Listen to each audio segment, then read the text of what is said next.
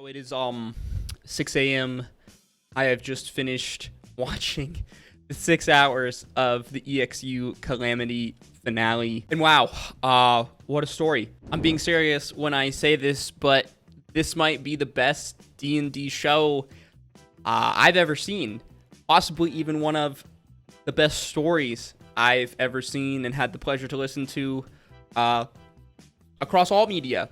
Maybe that's going a little bit too far, but I think at this moment in time right now, I gotta stand by that words because, wow, EXU Calamity and specifically its finale have really left an impact on me. How's it going, guys? My name is Fraud. Welcome back to Fraud on the Telly, and you already know why we are here. Today I'm giving you my post-episode thoughts and reactions to EXU Calamity, the finale, and what a fantastic finale it was.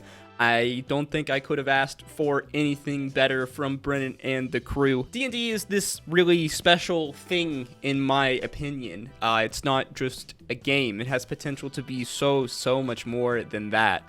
D&D, in my opinion, is special because it is a vehicle of storytelling, no different than a book or a movie, podcast, whatever. But it's different from all of those other things because it has the potential to be so much more real, so much more visceral. It has the potential to connect on another level in terms of storytelling. And that's what was done here tonight and throughout this whole series of Critical Role Exandria Unlimited Calamity. This video is going to be probably a bit all over the place as this episode was over 6 hours long and it's all super fresh in my mind. I'm very tired, but we soldier on, so guys, strap yourself in for this one. Our episode begins where episode 3 left off. Asmodeus, the Lord of the Hells, has just entered into the material plane. As he does so for like the first hour, maybe even 2 of the episode, not even a second of game time passes by as Brennan has to deal with the consequences of basically this god entering the planes. There's this big, long, crazy bullet time sequence. Honestly, I was a real big fan of this.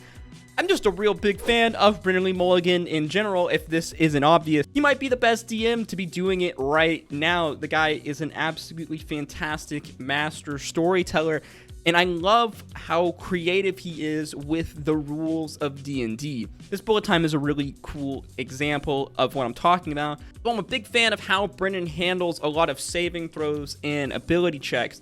He really is creative with it. He has his players oftentimes roll things that they wouldn't be expecting. I remember one interaction specifically, I believe it was in episode 3, between Travis' character Cerrit and Moo's character Nidus. He had one of them roll an insight while the other rolled a deception, but it was in reverse of what you thought it was. Even though Nidus was the character lying, they were the one that rolled the insight. He does this and things like it a lot throughout the series as well, just in general whenever he DMs. It's very much his DM style, and I love it. It's super creative, it's super unique, it adds a lot of spice and creativity to something so simple as an ability check. I love it. I'm gonna be stealing it for my campaigns. So it takes us a good hour plus to resolve all of this damage that basically Brennan has to roll. There's a huge explosion as well as a crazy effect from the Lord of the Hells entering the realm. Every character has to roll a save for every magical item they have. If they fail to save, the item explodes, doing a crazy amount of damage. Brennan killed like 2 or 3 PCs in the span of like, I don't know, a couple of seconds. It was super graphic and dark, but to be fair,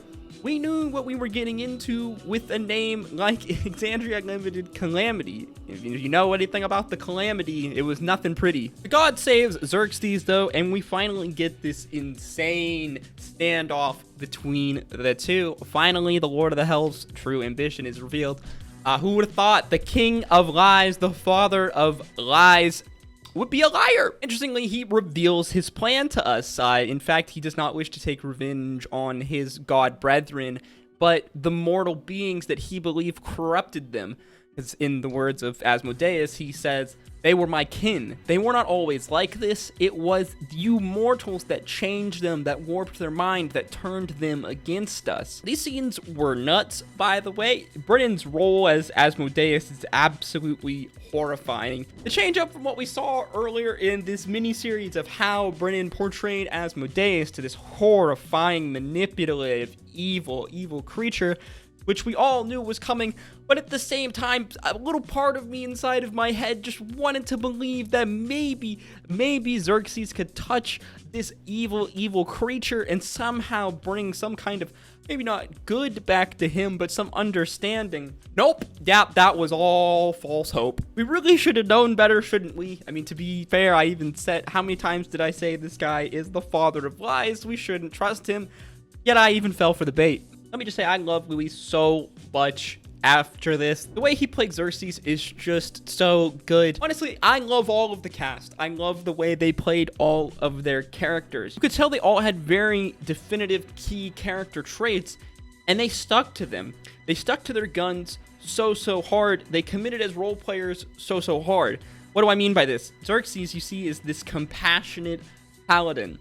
A person who sees the good in everyone. He believes that anyone can be redeemed. That even the Lord of Lies, the Lord of the Hells can be saved. In doing so, he basically commits himself to damnation. Asmodeus kills him and revives him and kills him and revives him over and over again until finally killing him, setting his spirit free. All of the characters do this in a way. This is why Brennan could tell the story that he wanted to tell. Oftentimes, you could tell that Brennan seemingly knew a lot of the times what his players were going to choose.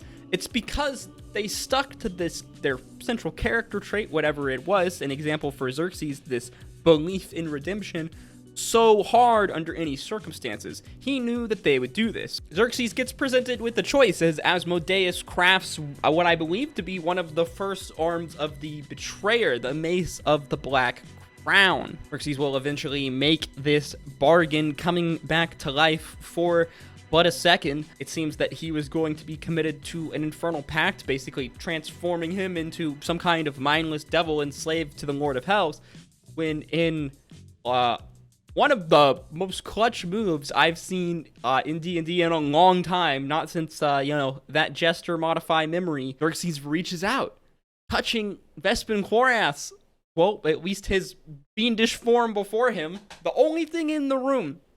Think about this, man.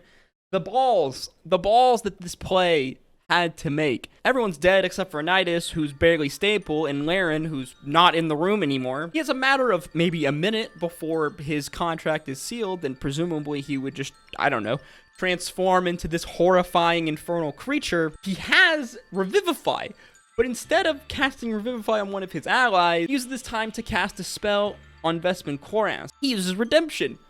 And one of the craziest moments, like I said, I've seen in D&D, suddenly he comes back to his human former self, and Brennan gives us probably one of the best lines of all of EXU Calamity: bad contract. He casts Time Stops, and using his crazy Archmage powers, managed to manipulate this infernal contract that's being written, giving Zerxus time, precious time, until sunrise, in fact, before he becomes this infernal creature. A scenario all of a sudden like that gets flipped on its head, and now all the party members are back up with what seemed like would be the end. Cerrit, who's safe away from all of this interactions, is at home with his children. In one of the most heartbreaking scenes I've seen in a long time, we have to watch Cerrit and Travis, a father, say goodbye to his children in one of the most realist ways I think I could ever imagine. It's what I was saying earlier. That's the thing about D&D. D&D can transcend storytelling at times in a way because it feels so real. Not since a time maybe in early campaign 1 can I remember every single player at a Critical Role table crying their eyes out. But that's what happened here in this Travis Cerrit scene. You could just see the emotions just crossing Travis's face. It really felt like this is what it's like. This is what it would be like to watch a father have to say goodbye to their children. Now, I don't have kids. I hope I never have to experience anything like that. But just the by proxy feels that I endured, as well as obviously the rest of the cast, it was just too real. Man, one of the realest moments I've seen in all of D&D. For me, this is moments like this is why I watch D&D. That's why I love D&D. Not only is it amazing storytelling to watch, ingest, take part of in a way. It's a thing that makes you feel all those emotions, experience all those things in life that you probably never want to experience. Eventually, all the party managed to regroup together as the world is going to absolute shit.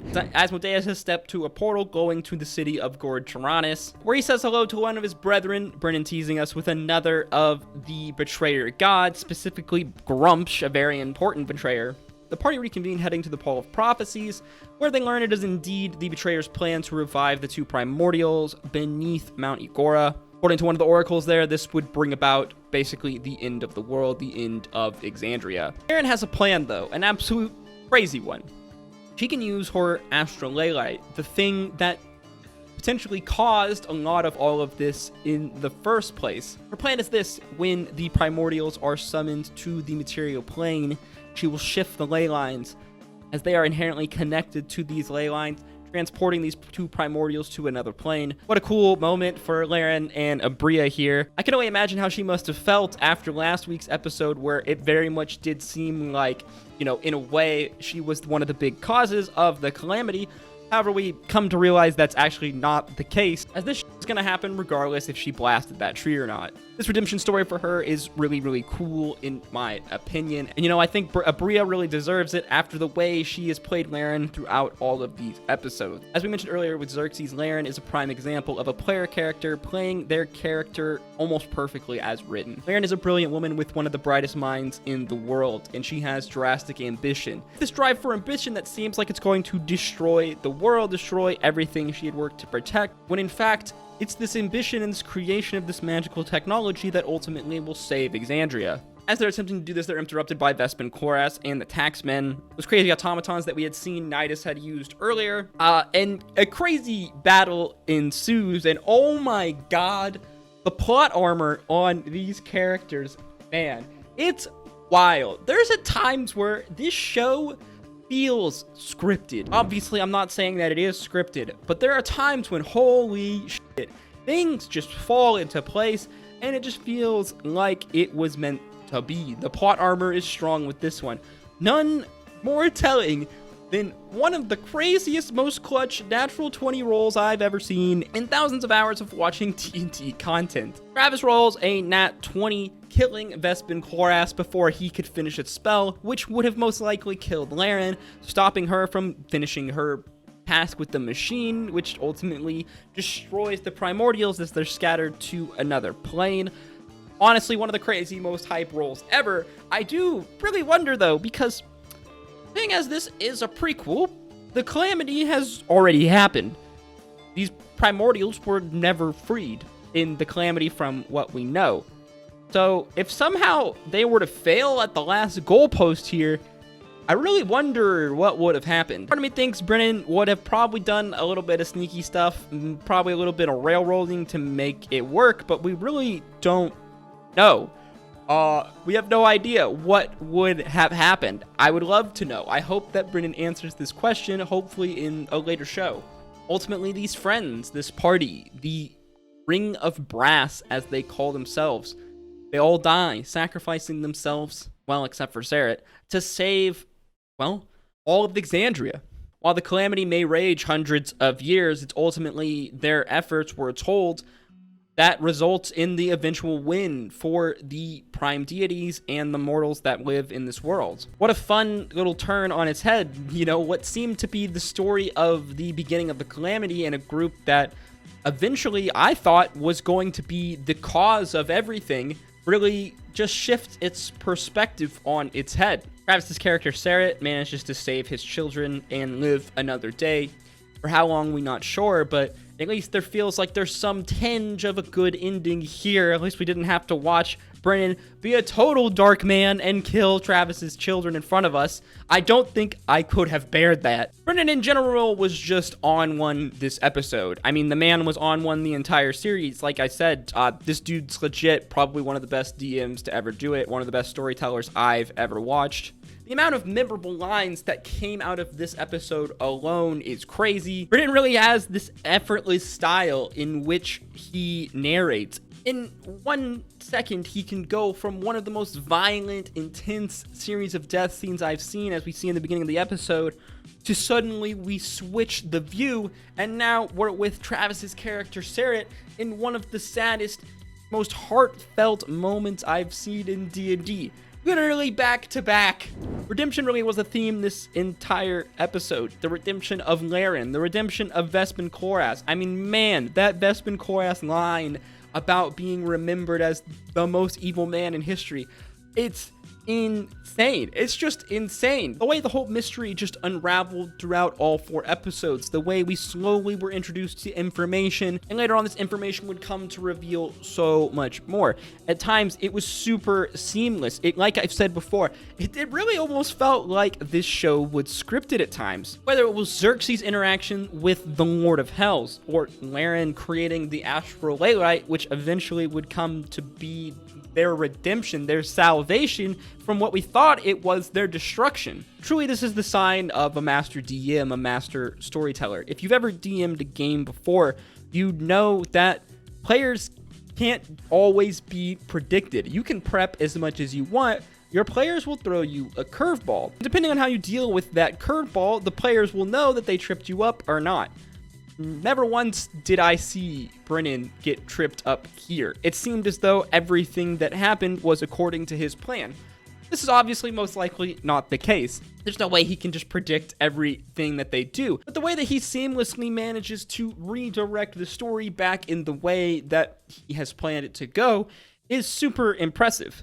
You know, a lot of people would call this railroading, but in a story like this, it almost has to be so. And it's so subtle that I don't even think a lot of people even realize that he's doing it. In my opinion, this is easily the best show Critical Role has ever made. Critical Role, guys, give this man a contract and let Brennan run his own series. I know that he's a busy man, but hire this dude. I don't think I've ever experienced a story that had me hooked from start to finish like EXU Calamity has. Literally from that first moment, from the word go, that Zerxus dream sequence, everything just had this aura, this feel of overwhelming epicness, this feeling that you were watching something special take place in front of you. You can even tell this from the cast. We've said it before, but I've never seen this many people cry in a Critical Role show for as long as they did than in this last episode. Sorry for this video being so rambling. I just really want to convey how good this story is and how good everyone in this story is. Shows like this are why I love D&D. Shows like this are why D&D is so special to me. D&D has the ability to make you feel things like no other story medium can do. This story in particular is going to stay with me for a long time. As always, if you enjoyed the video, make sure you like, comment, and subscribe. Let me know your thoughts of the finale of EXU Calamity and your thoughts of EXU Calamity as a whole in the comments down below. Stay safe out there, guys. I hope to see you in the next one. Peace, love, adieu.